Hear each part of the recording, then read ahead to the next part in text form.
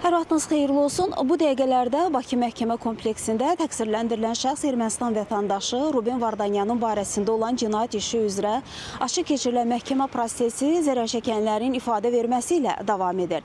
Zərərçəkənlər ifadələrində bildirirlər ki, 44 günlük vətən müharibəsindən sonraki dövrdə də Ermənistan Silahlı Qüvvələrinin qalıqları və qanunsuz erməni silahlı dəstələri Azərbaycanın ərazilərini, yaşayış məntəqələrini müxtəlif çaplı silahlarla, xüsusilə də iri çaplı silahlarla ateşə tuturdu.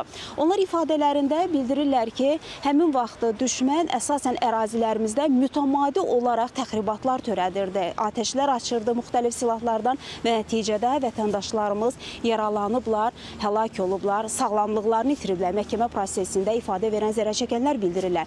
Və zərərçəkənlərin bir hissəsi isə Ermənistan Azərbaycana qarşı məqsədli şəkildə həyata keçirdiyi mina terrorundan zərərçəkən insanlardır. Onlar ifadələrində bildirirlər ki, xüsusilə də ərazilərimiz azad olunduqdan sonra orada aparılan abadlıq, quruculuq işləri zamanı partlayan tank əleyhinə, piyadə əleyhinə minaların partlayışları nəticəsində zərər çəkiblər. Hadisələr zamanı çoxlu sayda vətəndaşlarımız həlak olub, bəziləri isə yaralanıblar, sağlamlıqlarını itiriblər və onlar ifadələrində bildirirlər ki, həmin vaxtda aşkarlanan minaların böyük əksəriyyəti Ermənistan istehsalı olan minalar olub.